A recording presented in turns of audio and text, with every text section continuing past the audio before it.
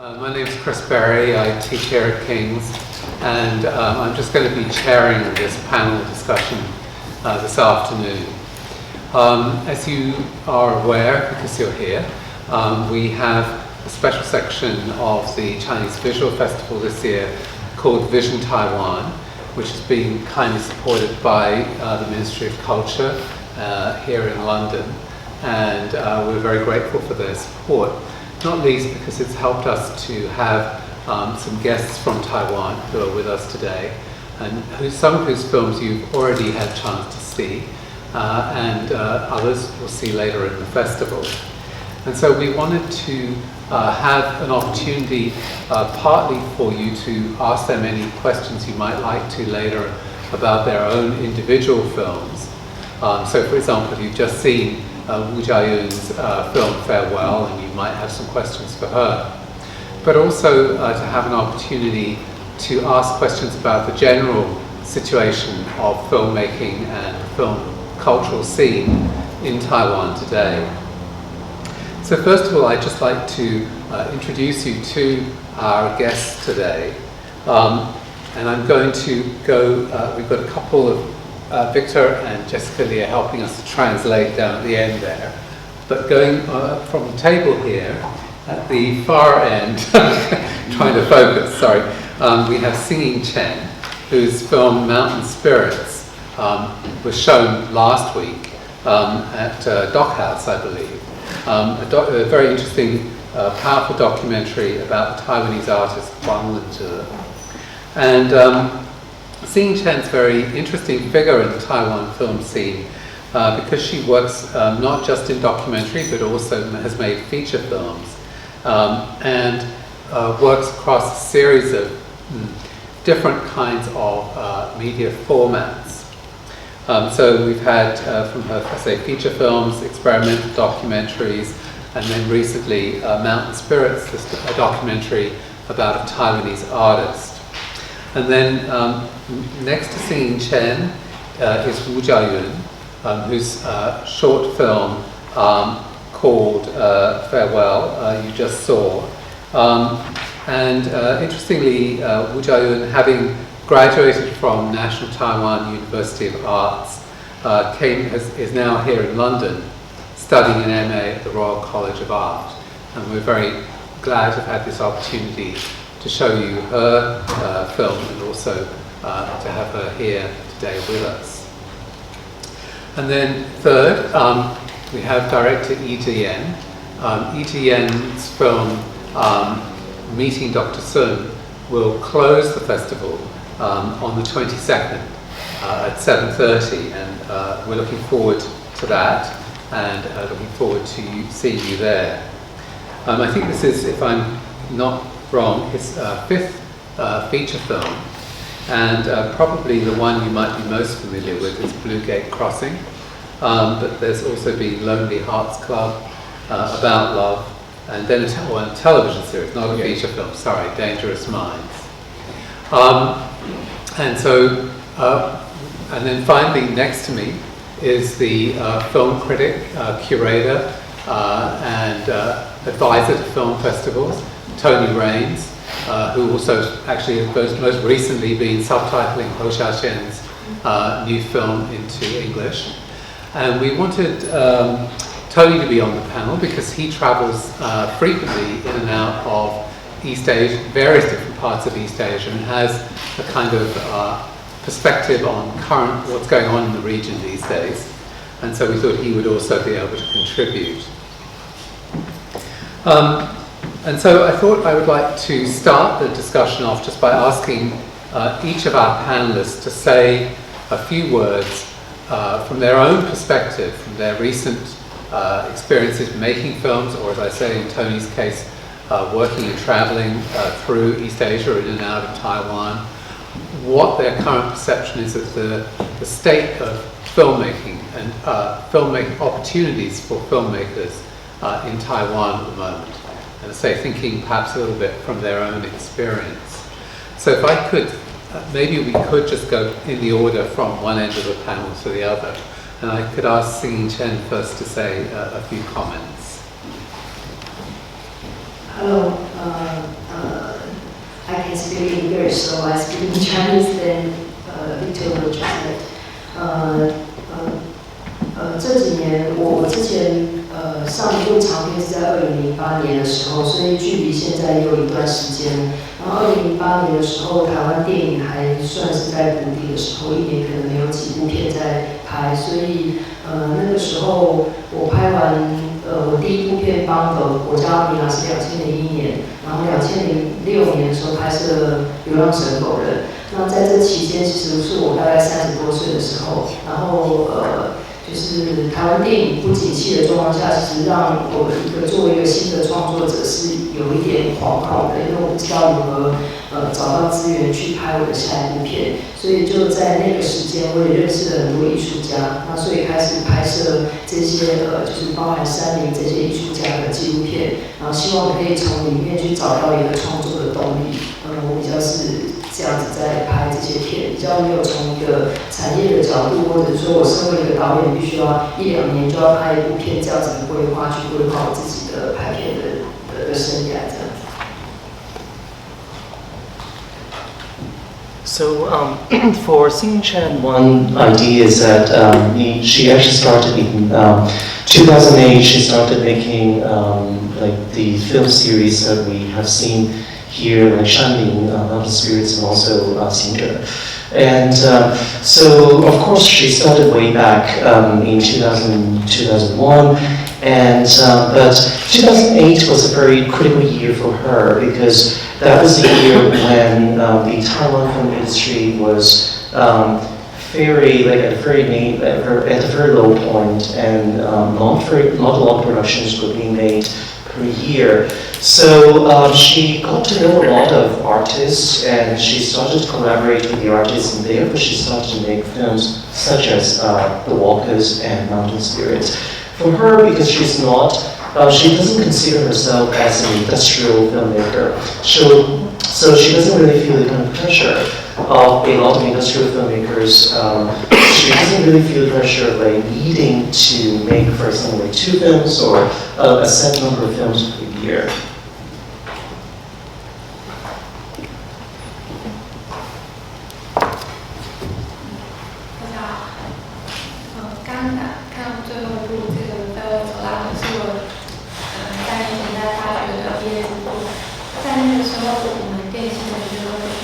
完成一件作品才能毕业。不过因为是学生的状况，虽然学校没有办法提供我们资金，不过大部分是由自己打工或者是家里赞助去完成这些作品。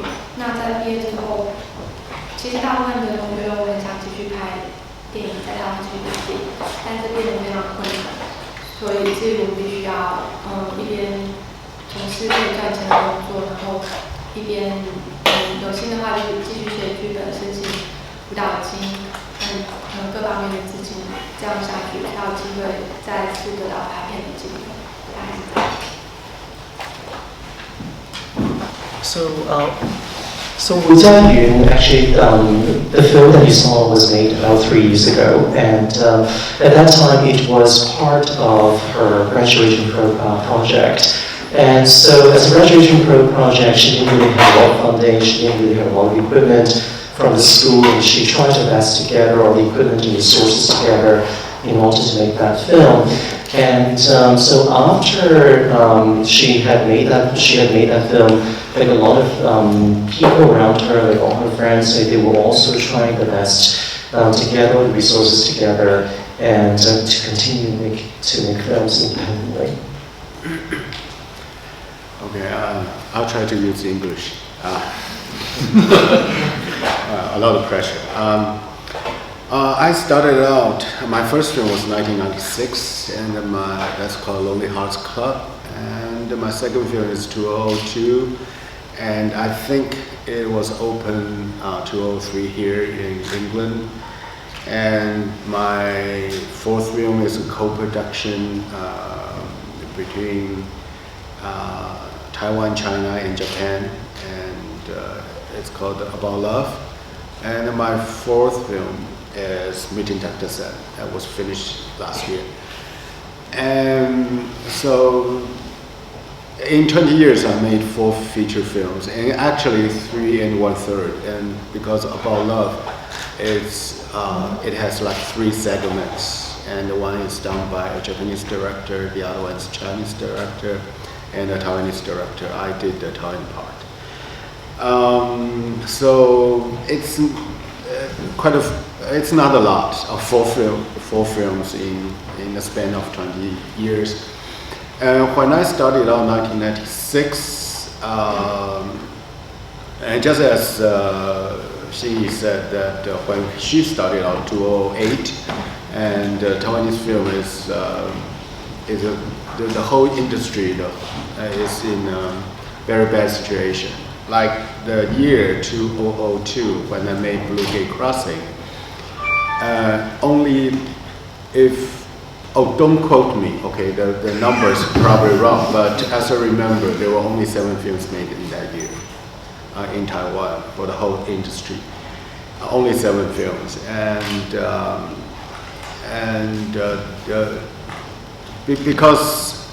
because nobody watches Taiwanese films at that time, and so fewer and fewer films got made in that span of almost 20 years. However, the situation changed about like 6 years ago, and people started to watch Taiwanese films more and more often. But that doesn't mean that the industry is booming. And because most of the films made in Taiwan nowadays still losing money, because most of the box office is dominated by Hollywood films. Still, like I would say, like 70% box office is dominated by films from Hollywood. And like last year, there were like 39 films made in Taiwan, but only 3 out of 39 made some money, and 36 of them lost money. So this kind of situation, I would say, like if you compare 39 to 7, yeah, of course the industry seems healthier. However, only 3 out of 39 made some money, makes a sound response in the market. It doesn't look it's healthier enough to have more and more Taiwanese films made in the industry.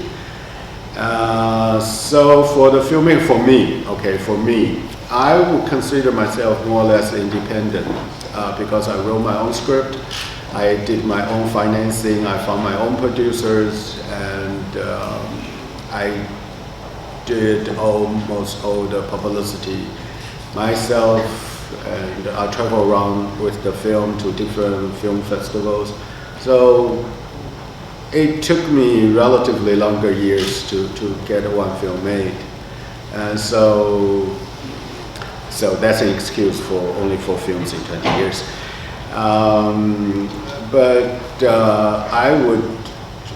I will continue this kind of filmmaking, and I'll find something worthy to say to the audience, and I'll write a script and try to get my financing together, and keep on making films like this. So, so I think I'm sort of in the film industry in Taiwan, but on the other hand, I'm sort of outside of it because I almost did everything by myself, starting from the scratch. Okay, thank you. Well, Chih-Yen may not have been very prolific, but I can testify that in my experience, it's always worth waiting for his films. He never lets you down. I don't have very much to add to that. I think we don't want to go into the history today, do we?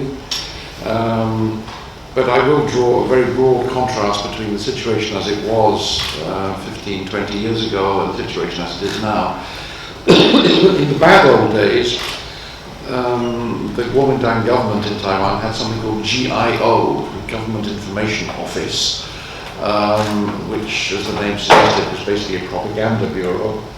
And it offered support of various kinds to filmmakers, especially when they travelled abroad, but did so in a very bureaucratic way, which many filmmakers found very difficult to deal with, but also in a very uninterested way. That's to say, the GIO was staffed by civil servants who, many of whom had little or no interest in culture, and who were, I think it's fair to say, broadly not very sympathetic to the artists who came along looking for help and subsidies and that kind of thing. Nowadays there's a Ministry of Culture, which is, I think, a big step forward. And I think that it's been quite productively active in nurturing the next generation of Taiwan filmmakers. In the 80s, obviously, there was the so-called New Wave. It kind of petered out in the 1990s. Chih-Yen has already described, the plight that overtook Taiwan cinema in the last decade, in the first decade of the new century. Now it is beginning to pick up again, and a lot of filmmakers, I think 5 of the films in the program that we just saw, the short films, came out of colleges or educational institutions in Taiwan. That indicates 2 things. First, how many film courses there are now in Taiwan. This was not the case 20 years ago.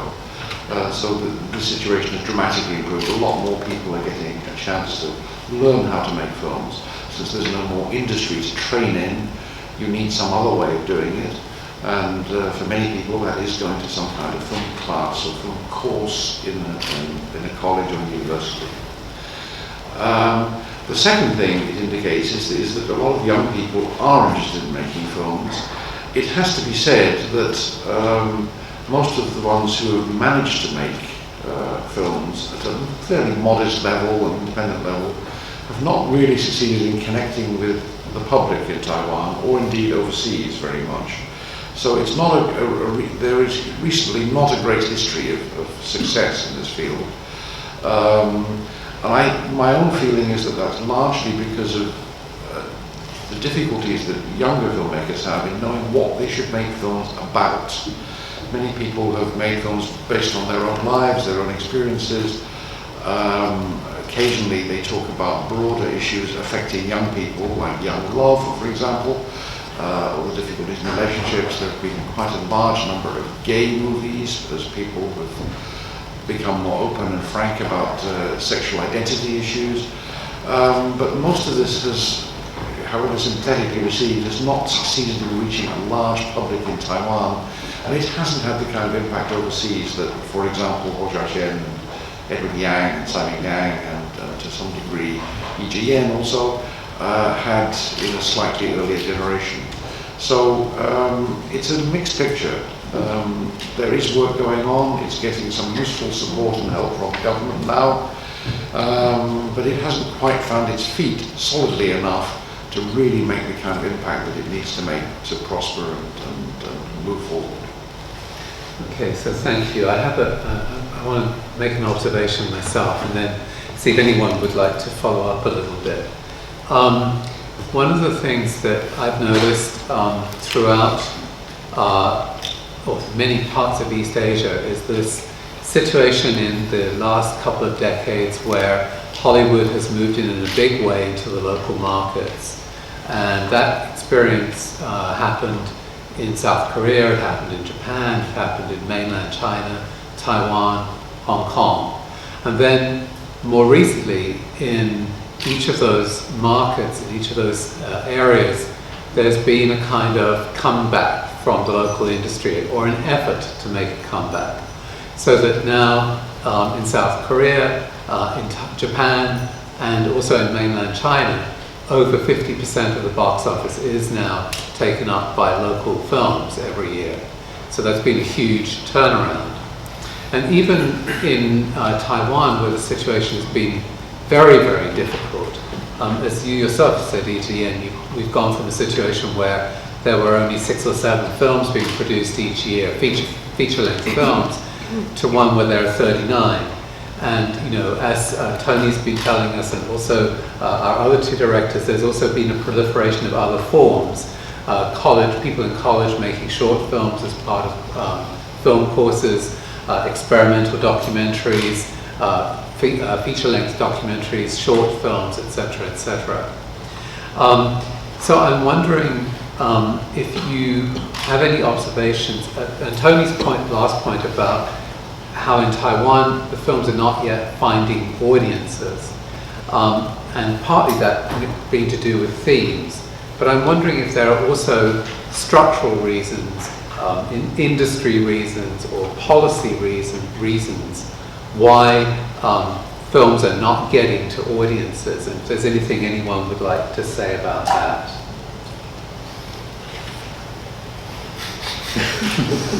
Go for it.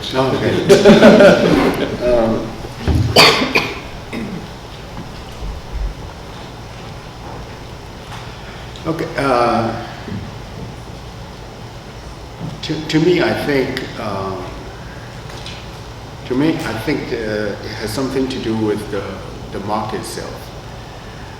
Because in Taiwan, Taiwan basically is an island with 23 million inhabitants. The moviegoers nowadays, they are mainly go to the movies for the films made in Hollywood, and the Hollywood films can have as many as prints as they want. So most of the theaters are dominated by Hollywood films. Like 2 days ago, I had a speech in the central part of Taiwan, and I drove around the countryside, and I see the posters up there on the wall.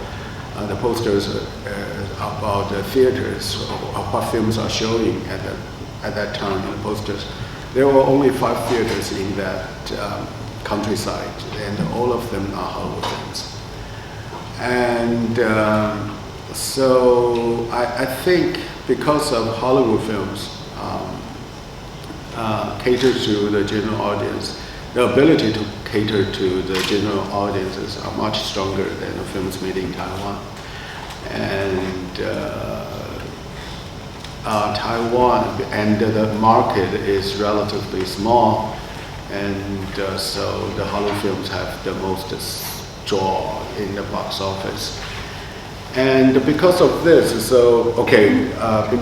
because of the structure of the market, so there are two trends. Basically, there are 2 trends. Of course, that's overly simplified saying, but there are basically 2 trends of making films in Taiwan. One is to find outside money to make a bigger production, to compete with Hollywood films. Okay, but the money is mainly from mainland China.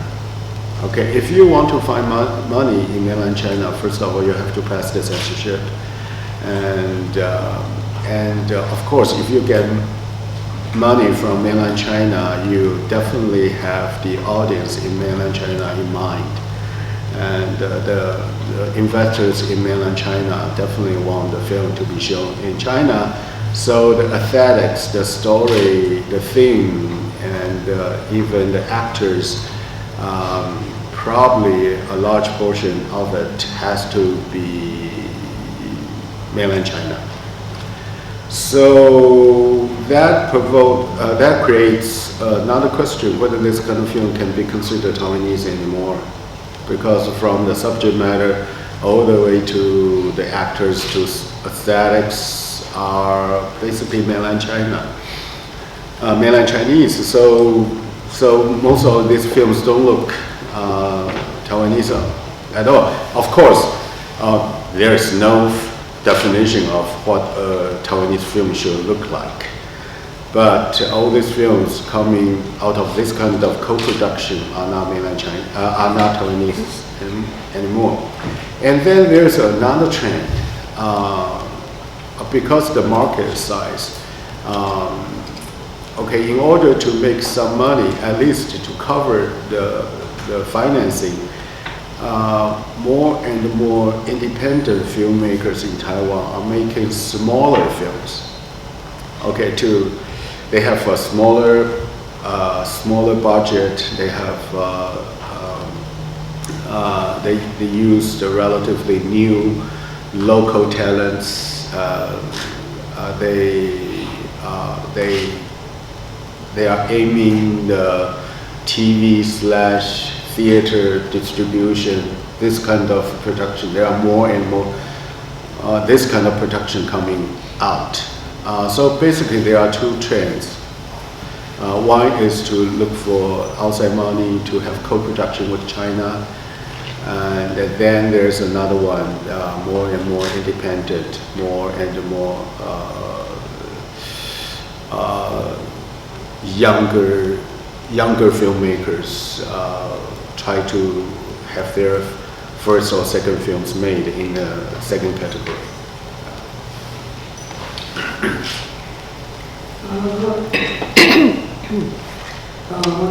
举现在正在我自己有一部片叫《The Workers》，正在台湾电影上映这样，然后它是4月初在台湾上映的。那我举这个例子当成就是最近遇到的一个状况，就是我们就是没有documentary没有太多钱可以发行，所以在台湾有3家戏院放。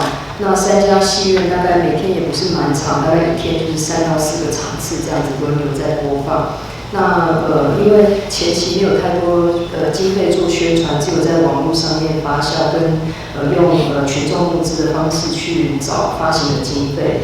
那在上映第1周以后，就是口碑开始发酵，就是蛮长，就是可能1个小时前去排队都排不到。那所以在票房上面以小众的这样艺术类型的片子来讲，应该算是很不错的，因为本来我们预期。可能票房只有50万台币，但现在已经超出，已经快要接近300万台币了。但是就算是这样子，每一个场次都蛮长，但是还是没有办法得到更好的时间，或者是说中南部很多，我们只拍了台北3家戏院，那中南部有很多想要看电影、看这部电影的人一直在发起包场，但是还是没有办法突破戏院这个结构性的环节，去排到台湾、台北以外的一些戏院的方面这样。那这是这一次的发行行者碰到一个很大的困难，就是再怎么样，观众很想看这个电影或满场，还是没有办法突破那个结构性的问题。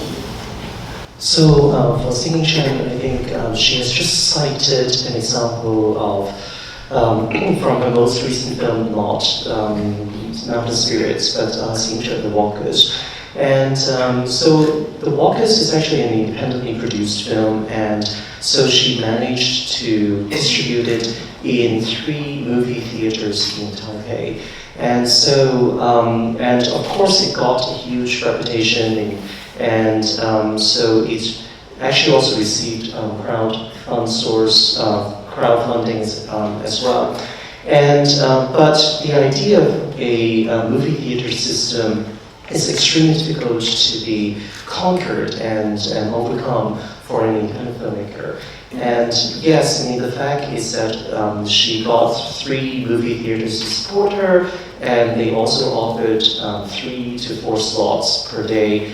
And so the idea is that it was extremely welcomed. It got word of mouth, like right after the first weeks of screening, and people were lining up in front of the movie theaters to try to watch the film. But it's still a very difficult hurdle for her to get over, to try to distribute the film to, for example, the southern region and also the central region of Taiwan. So for her, the most important hurdle that an independent filmmaker needs to overcome is indeed the distribution system. 所以就是我有问发行的人跟戏院端，就是为什么我们还是排不进去？因为都已经中南部已经至少已经我们用包场的形式，就是我把这个时间 book 下来，然后放电影给大家看，都已经1个场次都不够，可能1个地区都有4、5个场次正在包场，为什么还是排不进去？那戏院的人就说我们前面是玩命关头嘛，后面是复仇者联盟。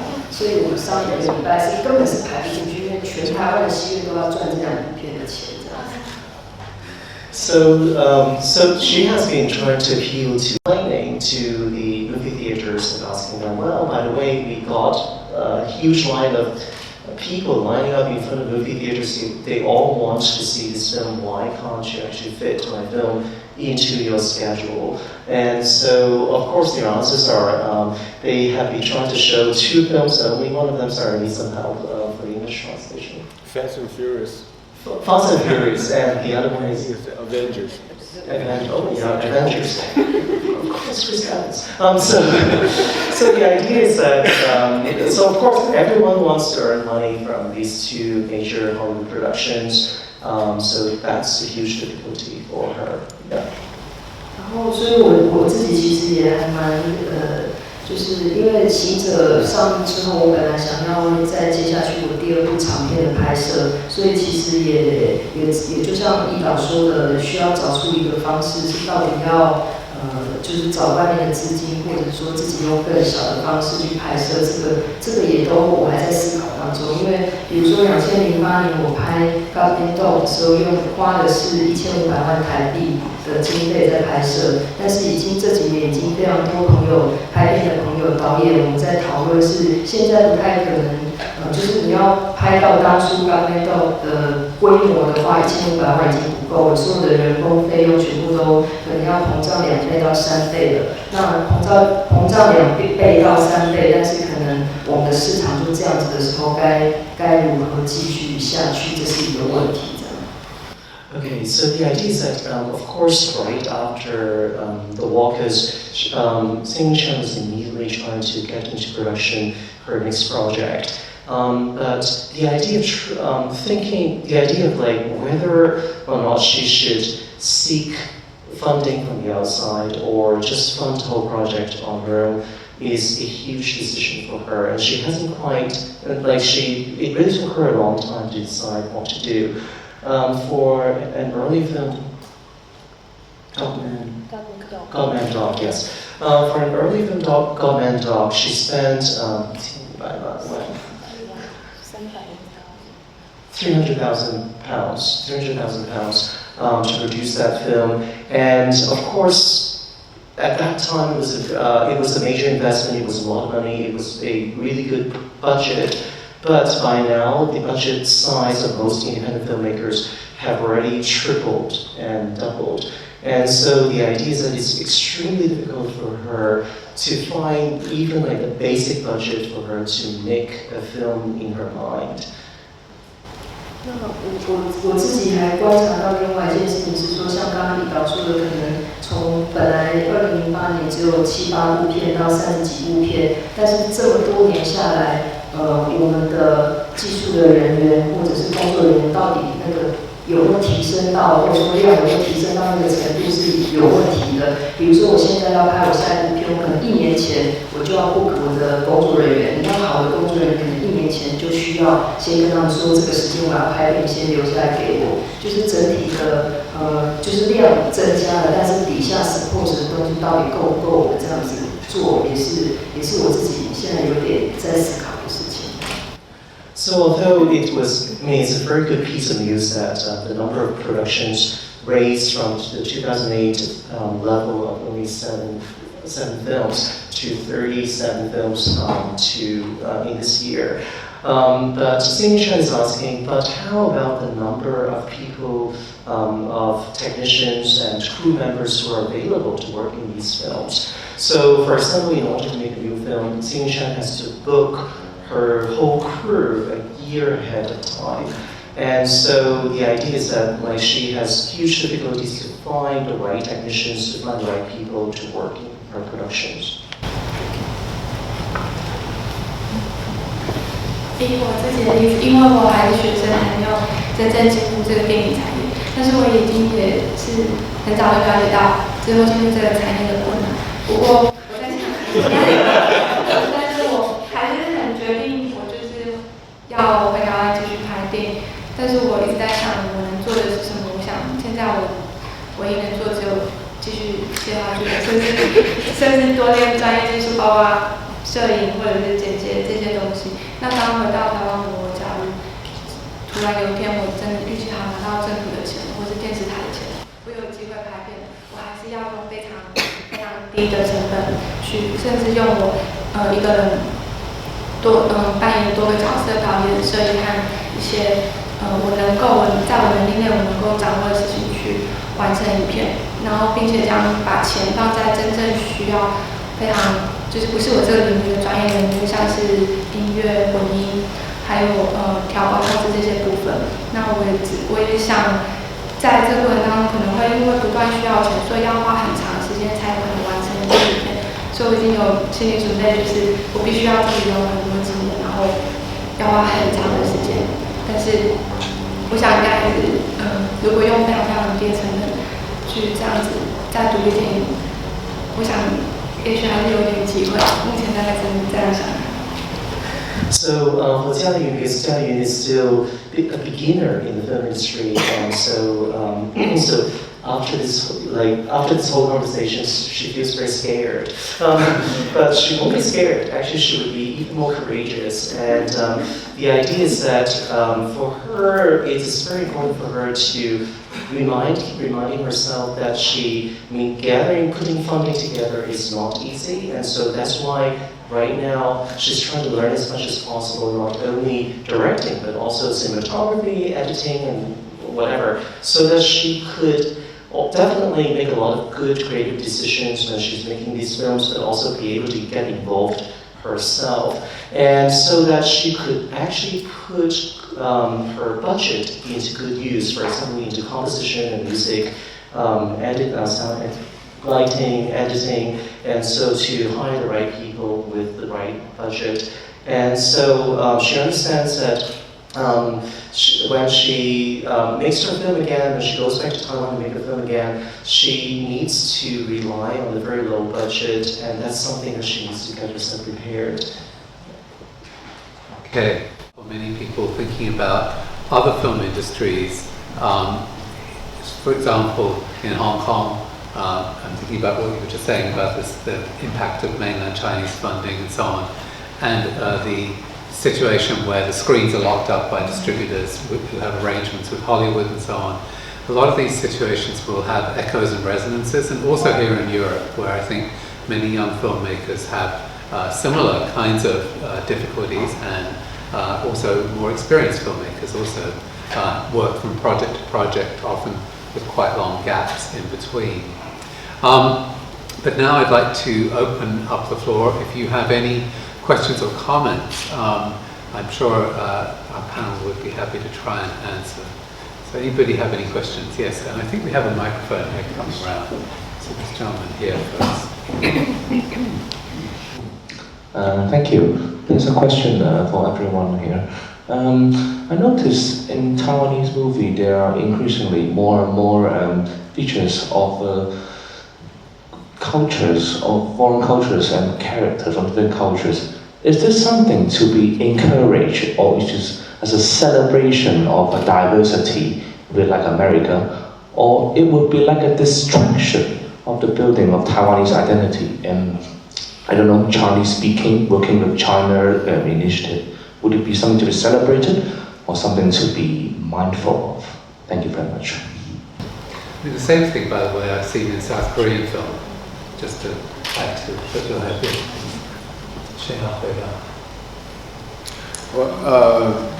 Which films you are talking about? More and more foreigners? Yeah, I noticed there are more and more. Like what? Foreign characters. Foreign Characters. Yeah. Immigrants. Okay. There was one that was Vietnam. Okay. Okay. Thailand, Vietnam, Cambodia, Japan even, Okay. something like that.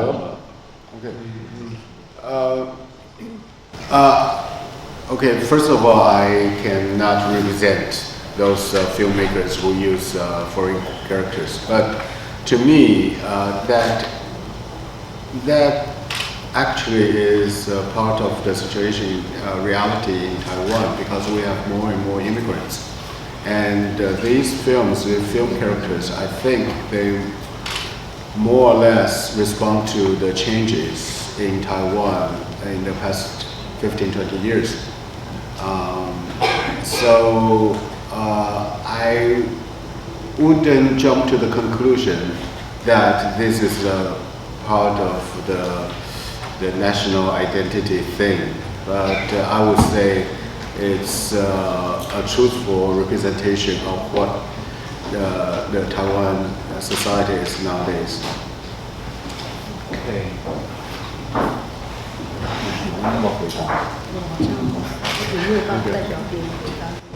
Hi, thanks.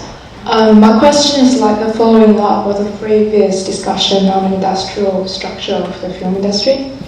My question is, we see there's a lot of difficulties that you are facing while making a film. It's all of an interconnected process. And I want to know, like, from your point of view as a filmmaker, do you think that you can make a difference, if possible, to change the current market or the audience through the film, through the aesthetics, or the narrative, or every element of the film? And is it possible to change or diversify or cultivate the audience through the film?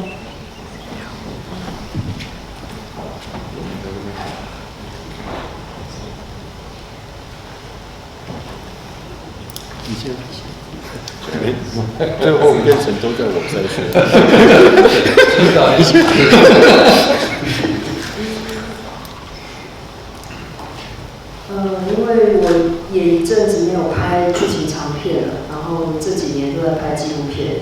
那就像我刚刚讲的那个行者，其实这次的经验是让我自己跟我的发行团队全部都很惊讶，因为我们预估纪录片在台北的票房应该是，除非是比较商业的纪录片，很热血或爱台湾的，否则应该是只有50到80万台币左右。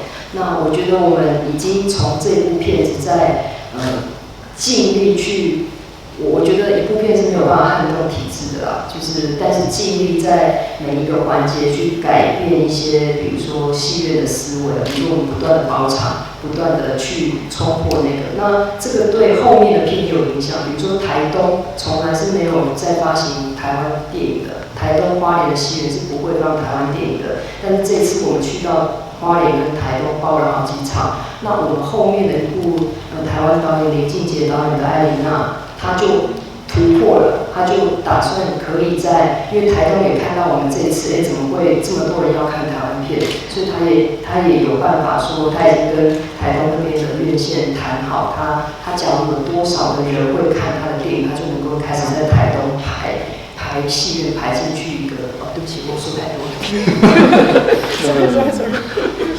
And the idea is that she again cited her example of the Walkers.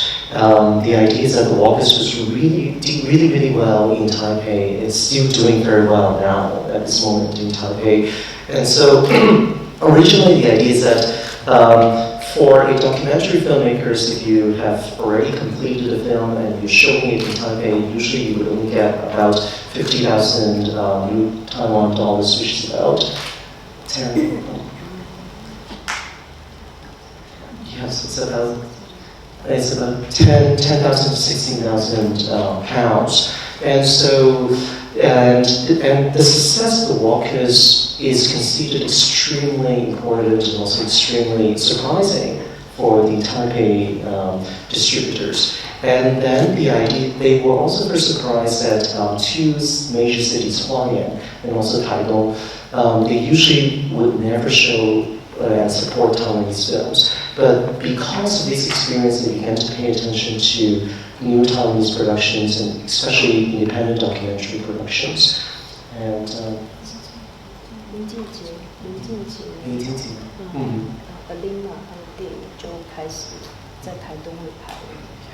So for example, like the documentaries of Lin Jingjie and Elena were definitely also now considering going to Taitung and Hualien to make their films and also be able to be sold and distributed in Taitung.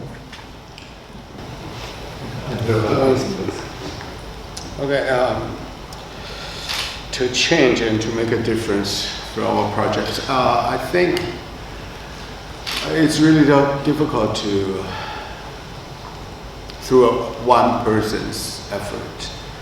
To me, I think the film, the problem is, the ideal situation is, for us to make films to stay Taiwanese and to make some money at the same time. It's almost,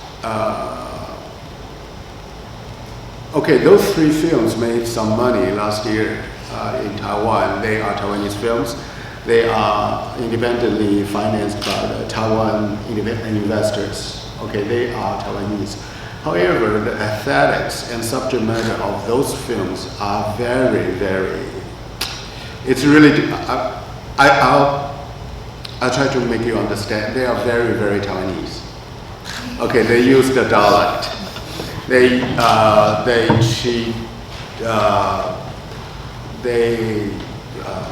How do you say that? They use a certain actor. This actor is called Zhuge Liang. He is very popular in Taiwan, and all the films with him make some money. He becomes the box office. If you want to make a Taiwanese film, you have to be Taiwanese in a very specific way. Is that clear? You have to use this kind of actor and to have subject matters of a certain subject matter. Other Taiwanese films don't make any money. So to me, that's another kind of a monopoly. It's not the right way of making films. So I think to make a difference in the future, I really don't know. I think Chen Xinyi just mentioned that she's trying to figure out how to make her next feature, live action feature. And I am trying to figure out a way to make my next feature. And I think we need something different because she was talking about the distribution end. And I think in the production end, I think we need something completely different, just like in the 60s, the French New Wave, compared to the French film industry. We need new way of making films, new equipment, new aesthetics, new everything, just to give it a try and to see that kind of filmmaking can make some kind of difference in the situation in Taiwan, but that's all theoretical. I don't know what that kind of situation is. Otherwise, if we keep on making films in the same way as we did in the past 10, 15 years, the situation won't change. And it's going to be like that for the next 15, 20 years, and we are just going to see more and more co-production of China and Taiwan, and Taiwanese films gradually will become a different species. Question perhaps. Hello. Okay, I want to discuss the film show this afternoon. We can see they kind of have the two similar style. The one is it's kind of in between documentary and the fiction, the film. So it's not really not a real documentary, but it's not so fiction.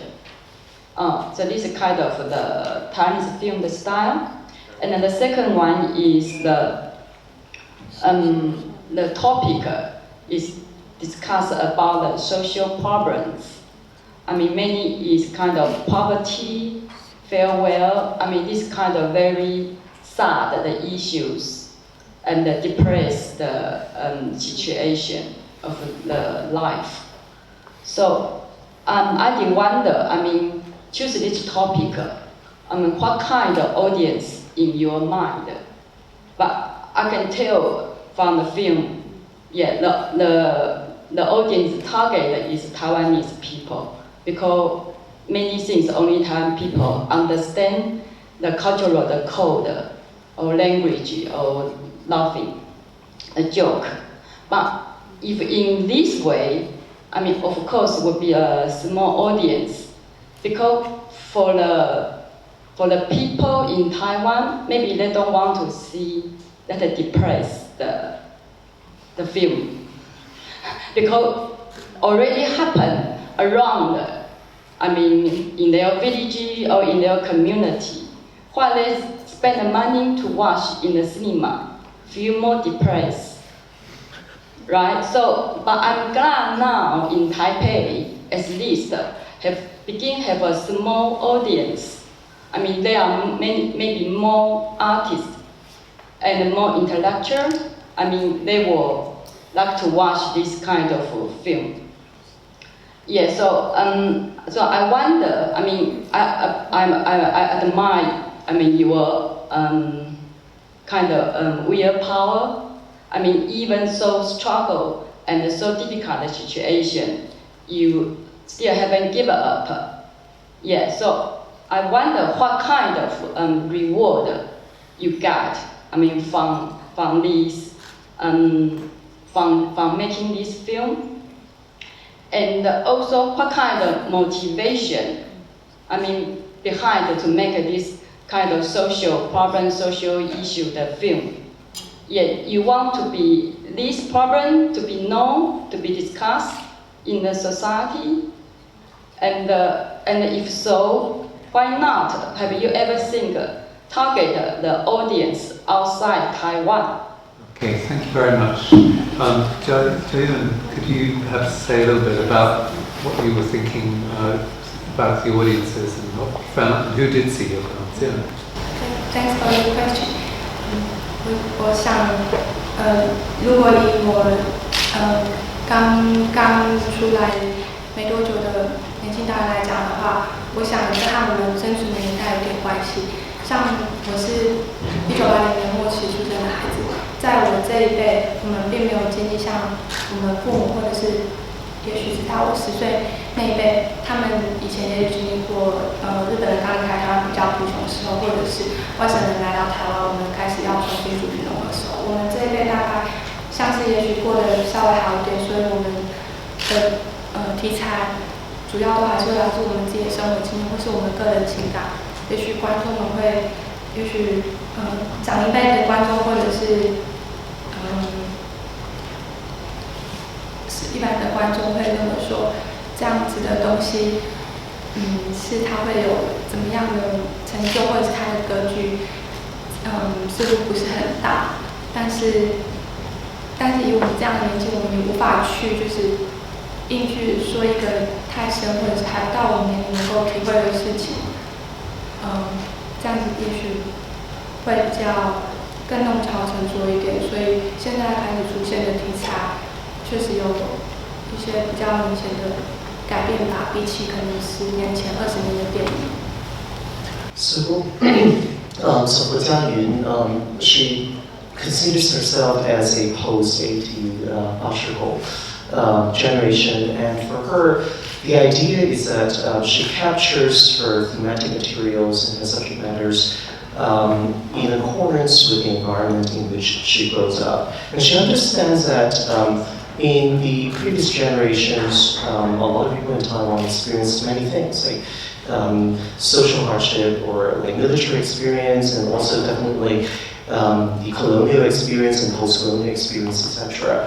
But after the 1980s, for her generation, this is like they actually grew up in a, we might be able to call it a quote-unquote an easier environment.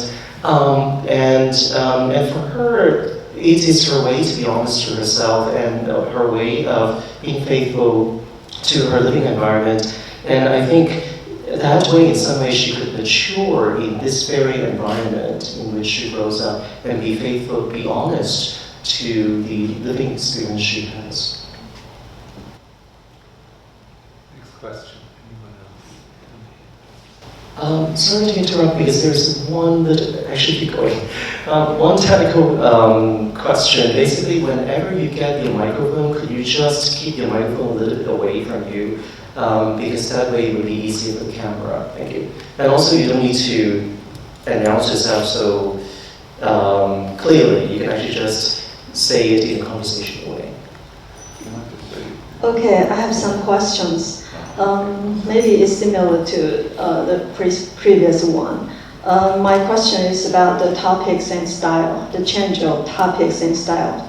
I'd like to know, although Chiayun talked about the change of topics, but I'd like to know more, especially from Taiwanese Cinema, that generation, Hou Xiaoxian and Yang Dechang, to currently, maybe these several decades. So the most significant changes since the Taiwanese cinema in themes and style. Can I just say something very briefly first? It was actually in response to the previous question, but it's just as relevant here. The program that we saw earlier this afternoon is 5 short films. And short films are different in every way from feature films. They don't get shown in cinemas in the same way. They're not required to attract an audience in the same way. So I think the imperatives that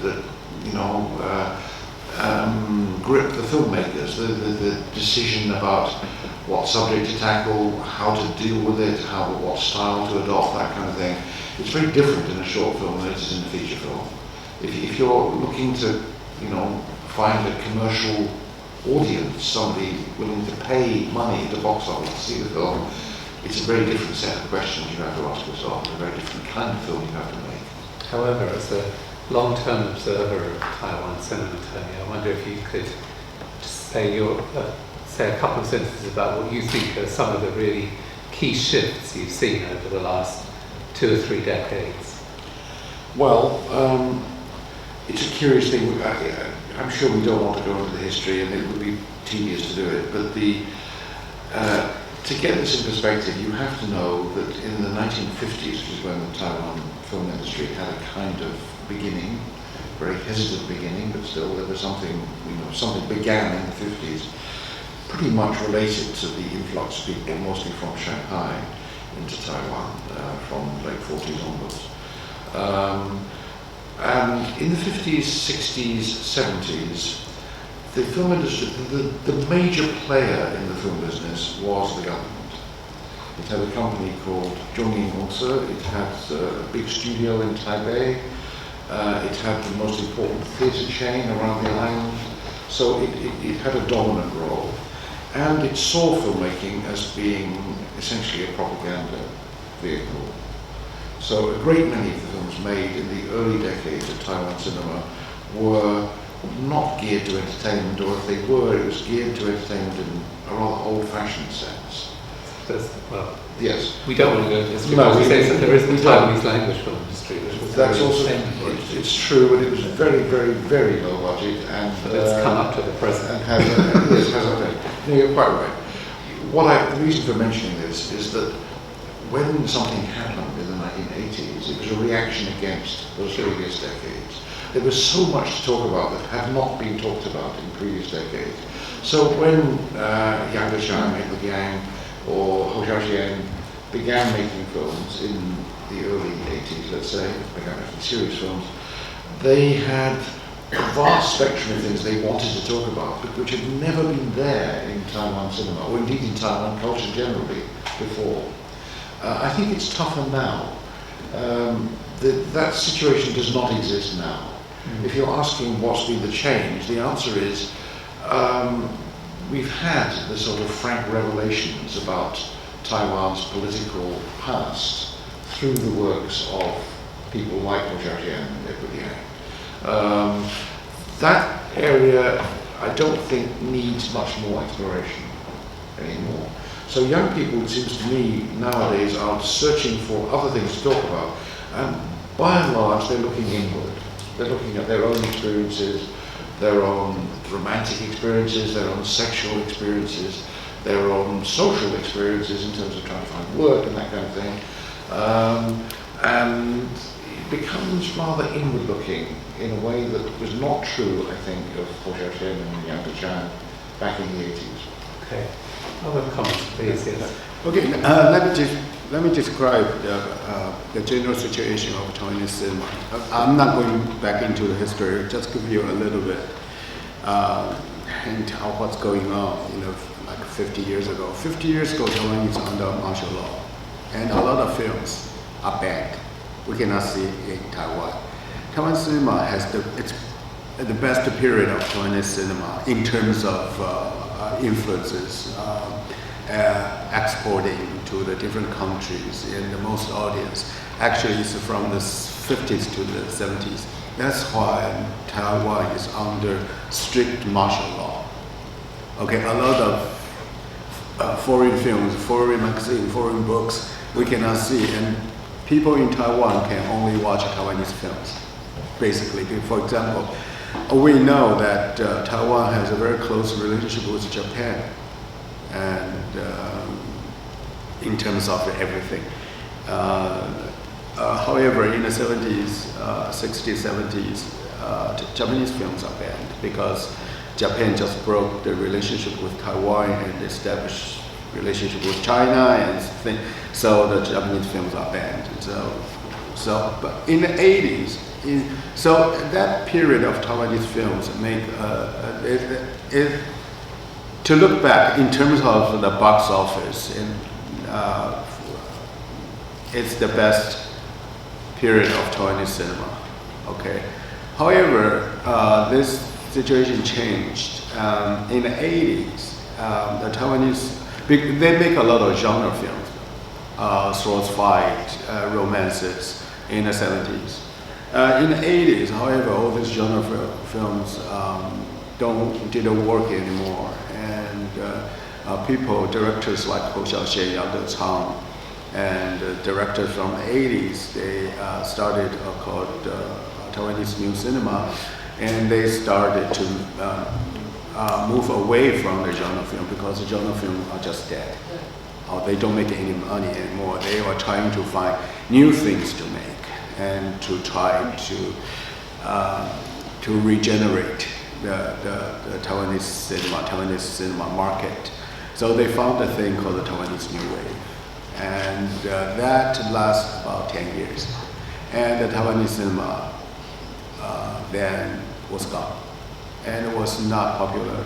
That people don't go to the movies to see the Taiwanese cinema anymore.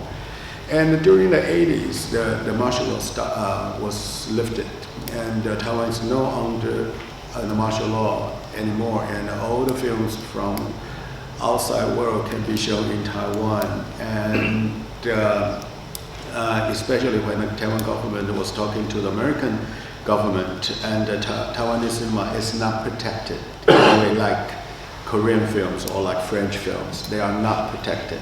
So Hollywood films can have as many copies as they like in Taiwan to occupy all the cinema. So the situation is it's moving from a society under the martial law, and the things that can be shown in Taiwan are very limited, all the way to nowadays we almost can see everything in Taiwan. However, the theaters are not, Taiwanese films are not protected. The theaters are occupied by Hollywood films. Only Hollywood films, okay. Even Chinese films, Korean films, Japanese films, French films, British films, especially British can hardly be seen in Taiwanese cinema. It's all Hollywood. So the Taiwanese directors in the 80s, yes. Hong Kong, not anymore. That's not right. anymore. And even Hong Kong was gone. They sort of lost the fight with the Hollywood films in Taiwan market. So only Hollywood films and a couple of some Taiwanese films are there. That's the situation now. The filmmakers nowadays are in a much more competitive situation because they are competing with Hollywood, actually, competing with Hollywood. They are not competing with the Chinese, with the Hong Kong, with the French. They are only with the Korean, because they don't have all this film industry I've mentioned. They don't have a market share in Taiwan. The only market, Hollywood has almost all the market share. So the Taiwanese filmmakers nowadays are actually competing with Hollywood. That's why that's much more in a very much more competitive situation than the directors say like in the 40, 50 years ago, because they are competing with martial laws. You know, it's a complete different situation. Right. And so anyone else would comment on what are the current themes and the current styles in Taiwan cinema as compared to the days of Taiwanese cinema in the 80s? To me, it's there are a couple of features. Most important features in Taiwanese cinema in the 80s. For example, it's realism. Basically, it's much influenced by French New Wave and Italian New Realism. It's a movement based on realism. Secondly, Taiwanese cinema, to me, has a lot of things to do with the point of view.